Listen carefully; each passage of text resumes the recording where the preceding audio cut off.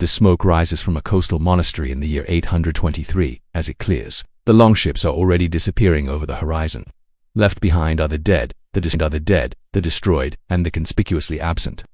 The Irish annals of Ulster record the event with chilling brevity, a great prey of women taken into captivity. This scene repeated itself hundreds of times across 3 centuries.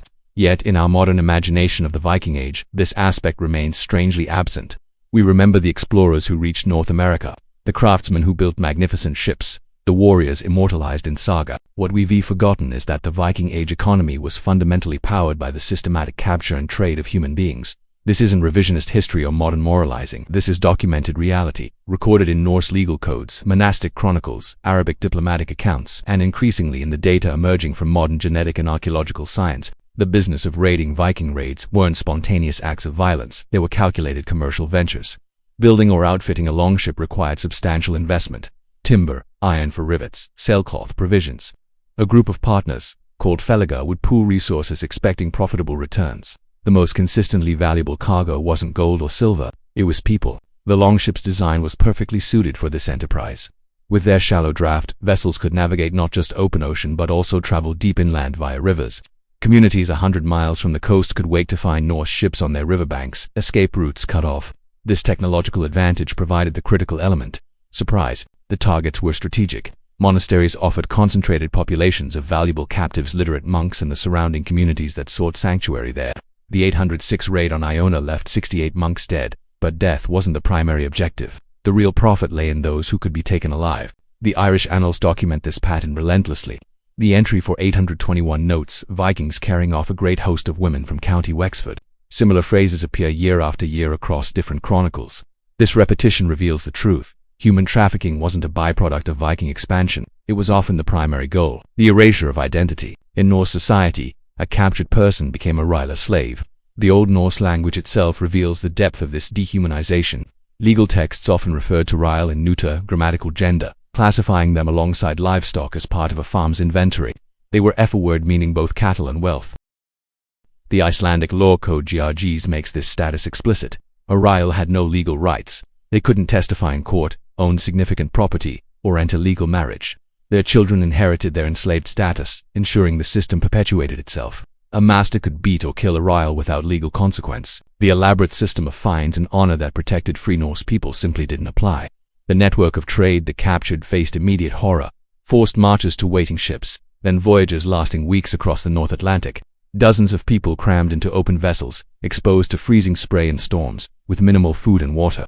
Many didn't survive the journey. Those who did arrived at an extensive trade network. Dublin became one of Western Europe's largest slave markets, a central hub for captives seized across Ireland and Britain.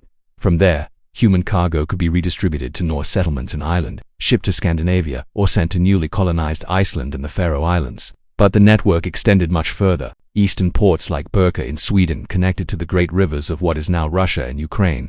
This was the Volga trade route, a slaving superhighway funneling captives southward to the Byzantine Empire and the Abbasid Caliphate. The 10th century Persian geographer Ibn Rushd described this plainly. They raid the Sakaliba and travel by ship to seize them, and they take them prisoner, and they carry them to Khazaran and Bulgar and trade them there. The scale was immense. A captive taken from an English village might be sold in Dublin, transported to Birka, then forced down the Dnieper River to be sold again in Constantinople or Baghdad. The archaeological evidence is overwhelming. Tens of thousands of Islamic dirham silver coins have been unearthed in Scandinavia, particularly on Gotland. These hoards are physical proof of vast commerce between the Norse world and the Caliphate, whose primary northern export was human beings. The market at these markets, the final vestiges of humanity, were stripped away. The 10th century Arab diplomat Ahmad ibn Fadlan witnessed Rus traders on the Volga and recorded what he saw. Captives were lined up for sale. Ibn Fadlan describes traders publicly demonstrating absolute ownership over captive women as a sales tactic, an act performed in daylight, witnessed by other merchants. This wasn't hidden or considered shameful. It was business. Once purchased, a captive's fate depended entirely on their owner's needs and whims. A life of toil, the female Ryle performed the household's most grueling tasks. She would rise before dawn and sleep last. Her days consisted of grinding grain with heavy quernstones that wore down teeth and strained backs, hauling water, tending fires, cooking, brewing ale, washing clothes in icy streams. Textile production was particularly demanding. Making VAML coarse woolen cloth required multiple intensive stages: shearing, cleaning, carding, spinning, weaving. This cloth was an economic cornerstone, used for everything from sails to clothing to a form of currency. The entire industry rested on enslaved labor. The Old Norse poem Argi's Eula, describing the mythological origins of social classes, depicts the archetypal Ryle with wrinkled skin, gnarled knuckles, and thick fingers, poetic acknowledgement of lives defined by physical toil.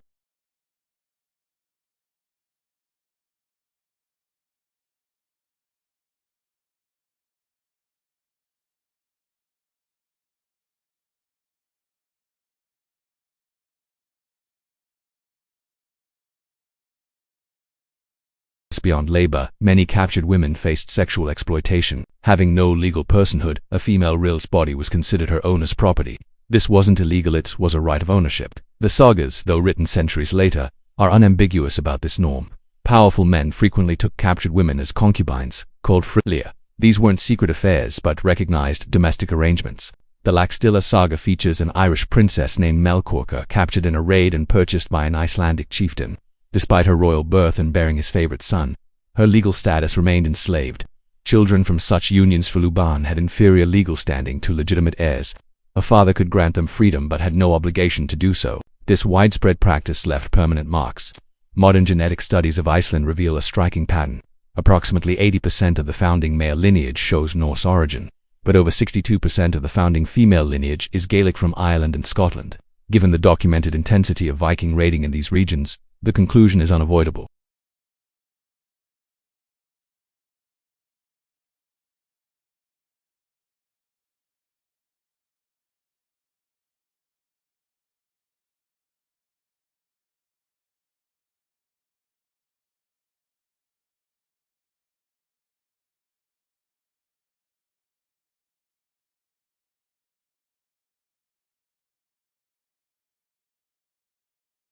But the most harrowing fate involved ritual sacrifice.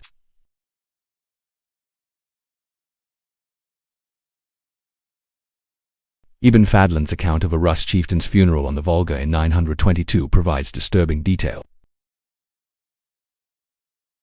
Over 10 days she was prepared, dressed in fine clothes, given intoxicating drinks, made to sing. On the final day, she was brought to the ship containing the chieftain's body, strangled with rope while being stabbed repeatedly. Her screams were drowned out by men beating shields so that other slave girls would not become frightened. Ibn Fadlan notes, this isn't an isolated account. Archaeological finds support it. The Oseberg ship burial in Norway contained 2 women, one clearly Histatass, the other younger, with skeletal evidence of a harder life.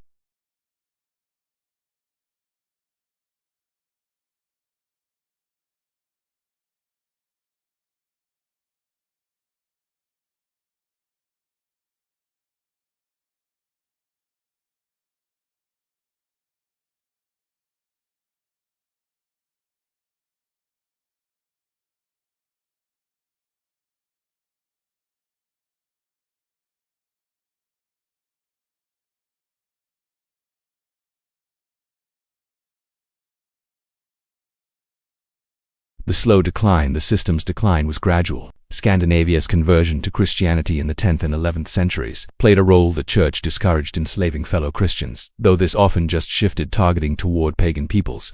Over time, chattel slavery transformed into medieval feudalism's tide serfdom. Conclusion: what the Viking Age reveals is how exploitation functions systematically. The capture and enslavement of women wasn't random brutality by isolated individuals. It was an economic engine, a tool of social advancement, a culturally sanctioned institution that underpinned Norse expansion and prosperity.